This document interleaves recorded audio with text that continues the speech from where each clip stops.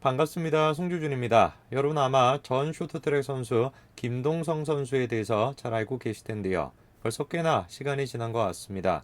안톤 오노, 그 오노의 헐리우드 액션 때문에 안타깝게 금메달을 이제 놓쳤던 선수가 바로 김동성 선수 아니었습니까? 그때 당시 안톤 오노 같은 경우는 국민적인 어떤 악마가 됐었고요. 반대로 이제 김동성 선수 같은 경우는 국민적 영웅이 됐었습니다. 그때 이후로 김동성 선수 같은 경우는 여러 가지 또 개인적인 일들이 있었죠. 뭐 아내와 관련돼 가지고 이혼을 한다라고 했다가 그게 또 이제 번복을 했다가 그리고 이제 또 장시호 씨와 관련된 그런 논란까지도 터지고 그리고 또 나중에는 결국에 이혼까지 하게 되고 뭐 여러 가지 논란들이 있었습니다. 그런데 최근 들어서 이 김동성 선수와 관련돼서 충격적인 논란이 터져 나오고 있는데요. 오늘 저는 영상을 통해서 안톤 오노와 관련된 김동성 선수의 모습에 대해서 간단하게 말씀을 드리고 그리고 최근에 터져 나오고 있는 논란이 무엇인지를 말씀드리고자 합니다. 어떤 내용인지 같이 한번 좀 보시죠. 자, 때가 2002년 솔트레이크 시티 동계올림픽이었습니다. 그때 당시에 김동성 선수와 안톤 오노가 경기를 뛰었었는데요. 너무나도 익숙한 장면 기억나시죠? 그렇죠? 안톤 오노 선수가 마치 김동성 선수가 의도적으로 블로킹을 했다 이런 식의 헐리우드 액션을 취했었습니다. 아마 저 사건의 결과를 여러분들이 잘 아실 겁니다. 안톤 오노 같은 경우는 결국에 금메달을 땄었고요. 그리고 김동성 선수 같은 경우는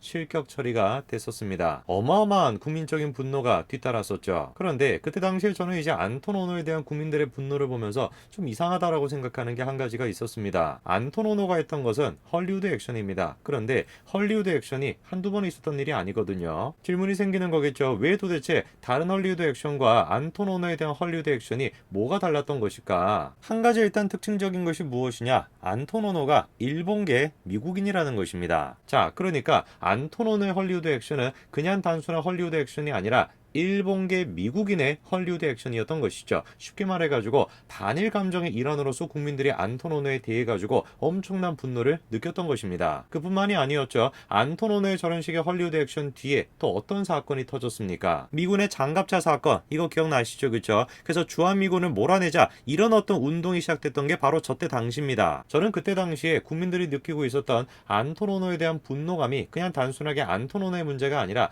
반일이라고 하는 감정 그리고 반미라고 하는 감정, 그 두 가지 감정의 혼합이었다. 저는 개인적으로 그렇게 봅니다. 사실 저때 이제 진정으로 비판을 받아야 되는 사람은 안톤 오노가 아니었어요. 제가 개인적으로 생각했었을 땐 그런 식의 오심을 했었던 심판, 그 심판이 비판을 받았어야 되는 거 아닙니까? 근데 어떻게 된 것인지 수많은 국민들이 심판에 대해 가지고 오심을 했었던 심판에 분노를 느끼는 것이 아니라 안톤 오노에 대해 가지고 비판을 쏟아냈던 것입니다. 그런 식의 어떤 감정에 휩싸이다 보니까 현실적으로 우리가 심판에 대해서 비판하기보다는 안톤 오노라고 하는 사람에 대한 비판으로 잘못 비판의 방향이 향했던 것이죠. 그리고 저런 식의 반감의 정도만큼 국민적인 영웅으로 추대받았던 사람이 바로 누굽니까? 그 사람이 바로 김동선 선수였던 것입니다. 김동선 선수의 아내가 다른 사람이 아니라 바로 오유진 씨인데요. 2015년도에 다음과 같은 얘기가 나왔었습니다. 아내와 이혼 소송이 진행 중이라는 것이에요. 물론 저 얘기 같은 경우는 얼마 시간이 지나지 않아가지고 번복이 됐습니다. 이혼 조정 신청을 취소하고 행복하게 잘 살겠다 이렇게 입장을 밝혔었죠. 그리고 실제로 두 분이 화보를 찍는 듯 관계가 좋아진 듯한 그런 모습도 보였었습니다. 그런데 얼마 시간이 지나지 않아가지고 전혀 예상치 못한 곳에서 김동선 씨 이름이 다시 한번 등장을 하게 됩니다. 그 내용 같은 경우는 스피드 스케이팅 국가대표 출신이었던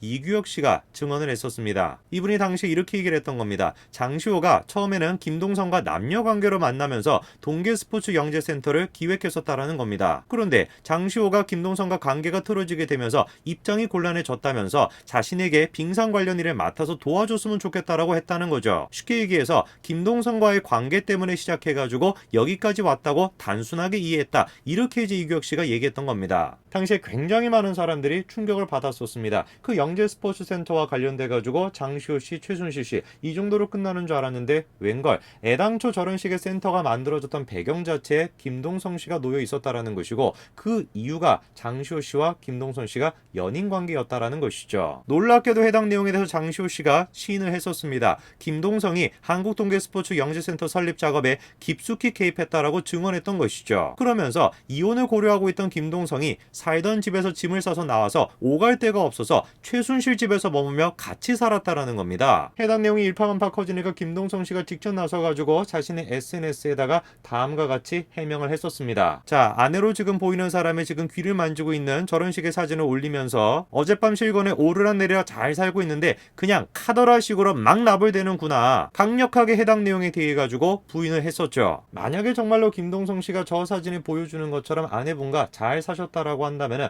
저 내용에 대해 가지고 모든 국민들이 믿을 수 있을 것입니다. 그러나 김동성 씨가 이후에 보여줬던 모습은 뭐였습니까? 결국에 아내분과 14년 만에 이혼을 하게 됐었죠. 그런데 얼마 시간이 지나지 않아 가지고 저렇게 이혼하시고 난 뒤에 김동성 씨에 대해 가지고 전 아내분이 다음과 같이 폭로를 하셨습니다. 놀랍게도 김동선 씨가 양육비는 지급하지 않은 채 애인에게 명품 코트를 선물로 받고 있다라는 거예요. 그래서 김동선 씨가 배드파더스에 등재가 됐다라는 겁니다. 그 배드파더스라는 게 뭐냐면 양육비를 안 주는 사람들, 그 사람들의 명단을 이제 공개하고 있는 사이트가 이 배드파더스거든요. 그 배드파더스에 보면 다음과 같이 적혀 있습니다. 양육비를 지급하기로 한 것이 확인이 되면은 리스트에서 즉시 삭제가 됩니다. 이렇게 이제 적혀 있는데 처음에 그래가지고 김동선 씨와 관련된 양육비 문제가 터졌을 때 김동선 씨 측에서 앞으로 내가 적극적으로 주겠다 이렇게 얘기해서 배드파더스에서 삭제가 됐었습니다. 그런데 얼마 지나지 않아가지고 김동선 씨 이름이 다시 등재가 된 거예요. 자, 얼마 시간이 지나지 않아가지고 김동선 씨가 배드파더스에 다시 등재가 됐습니다. 저 문제에 대한 해결을 적극적으로 하기는커녕 김동선 씨가 나왔던 것은 어디냐? 한 예능 프로에 등장을 한 거예요. 자, 다음과 같은 우리 이혼했어요 라고 하는 프로그램이 있습니다. 아마 현재 지금 여자친구인 것 같은데 안민정 씨와 김동선 씨가 출연을 한 것이죠. 근데 거기에 다음과 같은 얘기가 나옵니다.